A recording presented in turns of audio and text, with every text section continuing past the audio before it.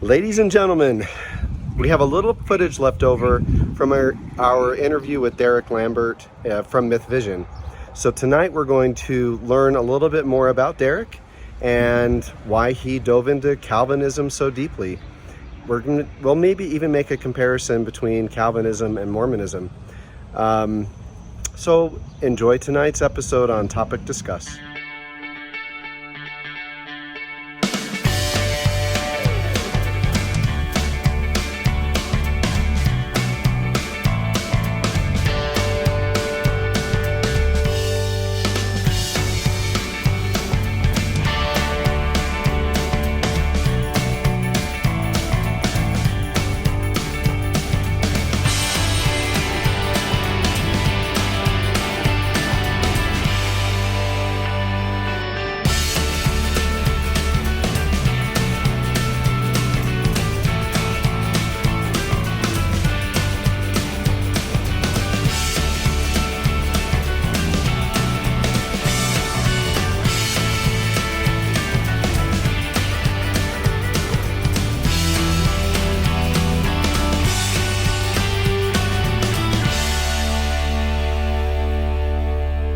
I go back to school, and this time I'm reading my Bible, but I'm reading my Bible. I've never read the Bible like this.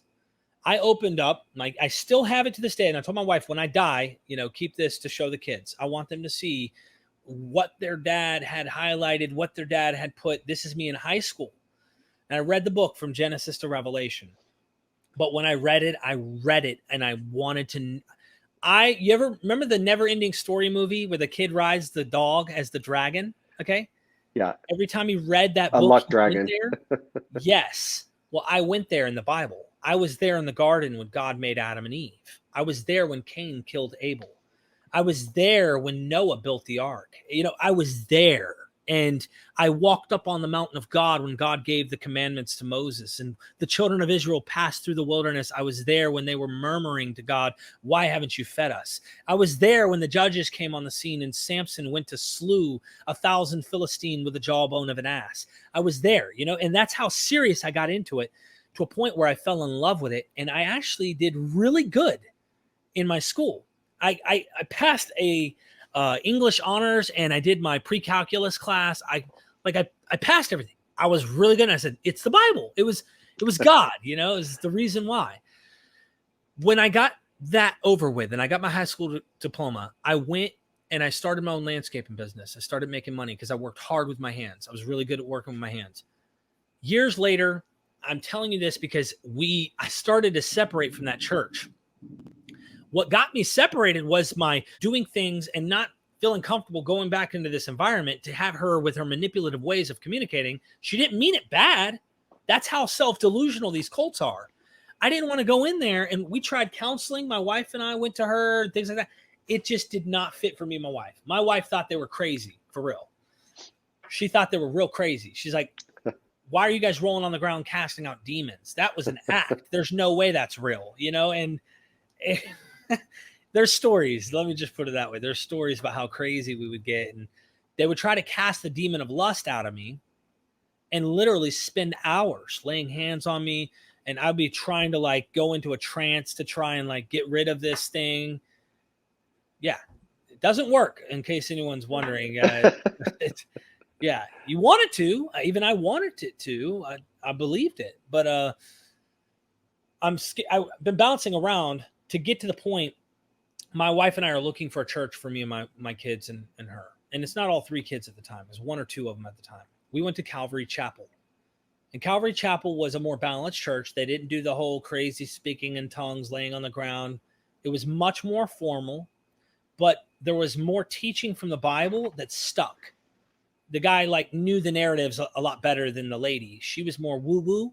I use the term. He was more like, here's what Jesus said to Peter and James and John. And and I was more into that at this point. I matured a little. I didn't just deal with weird things. And I heard him misquote a Bible verse where Jesus says, tear down this temple and I'll rebuild it in 3 days. And the Jews said, what? It took us, and he said, 40 years. He misquoted that passage. And I had read the Bible so deep But I was like, no, it's 46. So I knew he made a mistake. No, nothing big, but to me it was big. It was extremely big that he didn't even know the number, the exact number of how many years it said it took. 46 years.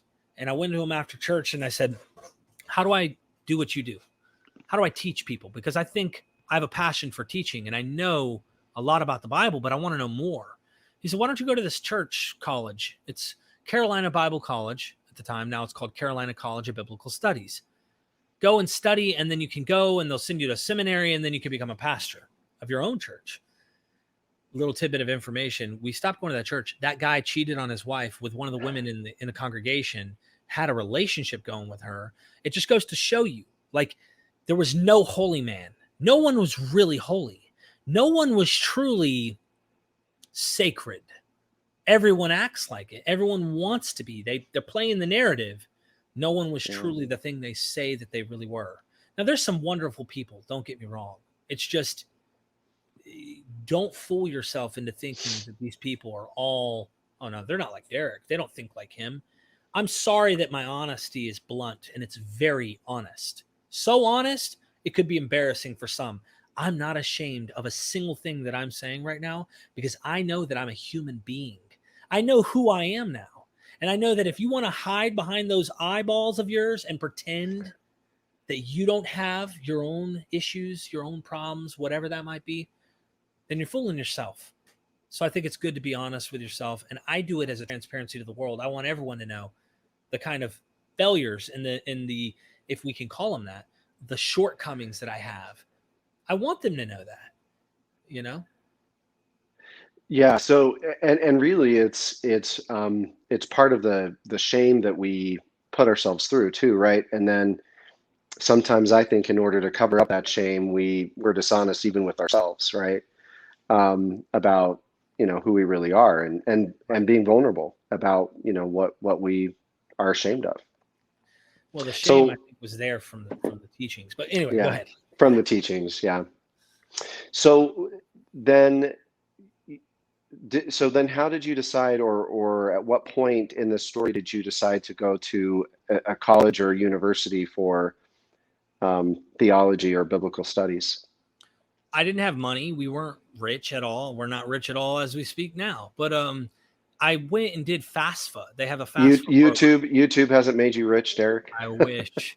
People think that's how it works. It's not That's a that easy. myth. That's a myth. That's a myth. It takes a Go long ahead. time and serious subscribers and stuff to make that happen. But I went online, found out that there's programs, grants that the government will cover called FAFSA. And I applied and I actually got a grant, if you will, from the government to go to this college. And I learned things that you don't pick up usually in like books and commentaries and stuff. But I learned a lot more actually just reading books from other theologians and scholars through the years than I ever did at the college. Either way, I learned a lot at the college, but it was more like terminologies and things like how to understand what, the differences between angelology, demonology, eschatologies, and different terminologies. But learning biblical stuff, I learned more reading books about. And from scholars? From scholars? From scholars and theologians throughout the years. I met what would become my pastor of the Presbyterian Church. He was teaching a course at that college, and he was a Calvinist. So I went from woo-woo, speaking in tongues, hamaraga, shimaragara, to Calvary Chapel-ish, balanced, middle ground. They're spiritual, but they're also not too formal, to predestination is what hooked me. I read passages in the Bible where Paul is saying in Romans chapter 9, before either one was born and has done anything right or wrong, good or evil, so that God's purpose of election would stand. Jacob I loved, Esau I hated, he said, and he predestined, he chose this path. And then Paul's making this argument, he even raised Pharaoh up to harden Pharaoh's heart so that he would do the things he did to Israel so he would free them one day. And then the person who's arguing with Paul, this is what the Calvinists showed me. The person who's arguing with Paul literally says to Paul, but then how can God find fault in us? if he's the one doing all of this, plans all of this, everything is him, then how can he say it's my fault? This is the question they say to Paul. And Paul says, who are you, O man, to answer back to God? Does the thing formed say to its maker, why have you made me thus? Does not the potter have right over the clay, over the same clay, to make one lump, one vessel for common use, prepared for destruction, and one for glory, one to save and one for glory? Does not the Creator have the right to do what he wants with his clay? Who do you think you are? That was Paul's argument. And so I'm a Bible-believing Christian. Remember my foundation. It's all attached to that experience I had in my heart that I felt warm and fuzzy to the Bible. What the Bible said was true. And Paul said it. And Paul's trying to rebuke someone who's trying to say, how can he say it's our fault then, Paul? And he's like, who do you think you are? That started my Calvinism. So in Calvinism, then, predestination, does predestination in a way absolve people for? So let me tell you. Last night with my kids, I watched on Disney Plus is Loki. I don't know if you've seen Loki, but in this in the series, Loki is the bad guy in the Avengers, and there's now a new divine timeline. Right. And Loki is the divine arbitrators or rulers of this divine timeline who created the divine timeline need Loki to follow his path on the timeline. They need him to be the god of mischief. And anytime he gets off that path, it screws up their timeline. So It's almost like, Loki, you're supposed to be a bad guy. Stop trying to deviate from that or be a variant to that. Mm-hmm. Is that Calvinism? Like, you're supposed to be, Derek, a heroin addict? Because the bad guys that are bad will be blamed for the very things that they're created for. It does not strip responsibility. Oh, okay. But they're supposed to do it. They're supposed to be the bad guy. And they're supposed to go to hell. To God's sovereign will, yes. Okay. Now, there are different Calvinists out there, and I figured this out really quick when I got into this. Some Calvinists want to act like all it takes for someone to do bad is God just restricts his grace, just lifts his grace off of them, and they'll automatically go bad. Because there's 5 points to Calvinism. They have the acronym TULIP, like the flower tulip. And if you ever see Calvinism with a flower tulip, tulip represents TULIP. Total depravity. You are an absolute wretch from the moment you are born. You deserve nothing but punishment. This is how the biblical Calvinistic worldview views humanity. Every single one of us are absolute wretches and deserve the absolute worst from God at point of birth. That's how wicked we are. That's total depravity. Unconditional election is the U. And that means God, under no condition, chose on his own free sovereign will before the foundation of the world, depending on if you're a superlapsarian or an infralapsarian. The infralapsarians are softer Calvinists. Let's protect God and not make him look so cruel. So they believe that God chose after Adam fell. He had free will, but once he fell, God predestined everything. Superlapsarians say before Adam fell, before anything was created, God's purpose and plan, unconditionally, he elected and chose who was going to go to heaven. Now, there's some people that are Calvinists that want to say he didn't choose people for hell. I beg to differ. If you read Paul, he literally is purposing some vessels for wrath and destruction in Romans chapter 9. So he has a plan for this according to that idea. Unconditional election. Limited atonement. This is a very key pivotal point. Some Calvinists can't swallow the pill. The reason why is there's a lot of problems with this, but either way, Jesus only died for the elect. He did not die for the world. He did not die to save humanity. He only died, and his blood vicariously was poured out to save only the vessels prepared for glory. He only died for his people. Matthew 1, verse 21. If you read it, it says, "You shall name him Jesus," the angel says to Joseph, "for he shall save his people from their sins." This is how Calvinists interpret it. Jesus only came to save his people. Who are his people? The elect. Who are the elect? The chosen ones. Who are the chosen ones? Those who were unconditionally elect in the U. And the unconditionals go right into the limited for who Jesus died for. Now we go to the I. I is irresistible grace. If God chose you, according to his plan, you will get saved no matter what. If he did not choose you, you will never hear the gospel or you will never get saved. So you will irresistibly, John chapter 6, Jesus talks about, if I be lifted up, I will draw all men unto me. Well, all men to them was all the elect men, okay? And they will say that no matter what, that word in Greek is like a net being cast into the water to drag fish to the shore. That fish doesn't have a choice. Once it's in the net, it's coming to shore. That's the idea of drawing them in. I will become a magnet to my chosen, and they will come coercively, but in a loving way. They won't sound like he forces you in a bad way. They'll say, like, here's a biblical example.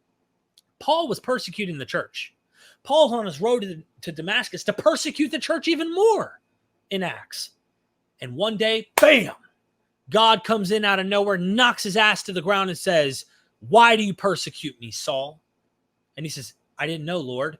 He forces Paul to surrender, according to the Calvinist. God made his chosen one come and become a believer because he loved him. Jacob I loved, Esau I hated. He loved Paul. That's why he saved Paul. If he loves you, he will save you. If he doesn't love you, you were never going to get saved to begin with because it's not part of God's plan. And then finally, the P, perseverance of the saints. Those who were called, those who are elect, those he died for, those who were unconditionally elected, those he chose and saves are those who will remain believers till they die and get to be glorified with God at the judgment. If you do not stay a Christian, this is where I collapse. Derek, the reason you didn't stay, the reason you didn't persevere is because you were never really his. And if you don't stay and persevere to your death, you're not God's people. You were never part of. Yep. You were never one of us. What attracted you to Calvinism then? The Bible. The Bible. Just because you thought it was most accurately connected to, or? Yeah, I thought, and you got to put on certain glasses, right? In order to make sense of certain passages. No matter what systematic theology you use, you want to make sense of certain passages. When I read Paul say what he said in Romans 9, and then I read this word predestined or foreknown and things like that, like it gave the concept that before the foundation of the world, like look in Revelation, Jesus was the lamb who was slain since before the foundation of the world. What? Why was Jesus sent? To save sin, right? To try and redeem sinners. Well, what do you mean? To redeem what? From before the foundation of the world, sin was planned. It was all part of the plan. He was the lamb who was slain since before the world was created. Why was he going to be the one who was slain? Well, that's because it was all part of God's plan. So there was a plan in mind, and it made a lot of sense to me that God knew, according to the Calvinist worldview. There's a lot of problems with it, by the way. I'm just telling you why I got sucked into it initially. And I ended up saying it's the most biblical.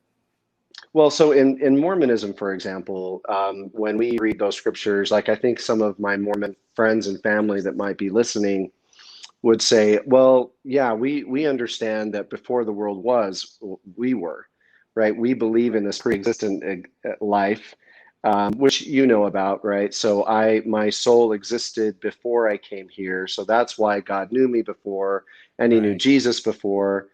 So, uh, so I think you could take any religion and make it fit, push the make it fit button into the Bible. So, out of curiosity, what was it about these kind of other fringe Christian religions like Mormonism that would have turned you off? Or if you had heard from Mormon missionaries, oh yeah, this is how we interpret that scripture, and make total sense around a pre-existence spirit world. Was it because Mormonism was considered a cult in mainstream Christianity, or? Yeah, I think that you start where you're at. I look forward to having more discussions. I'm sorry it was all over the place, but this was fun. Oh no. Oh no, we're gonna do more. Can't wait for more. Okay, man. All right, bro. Peace out.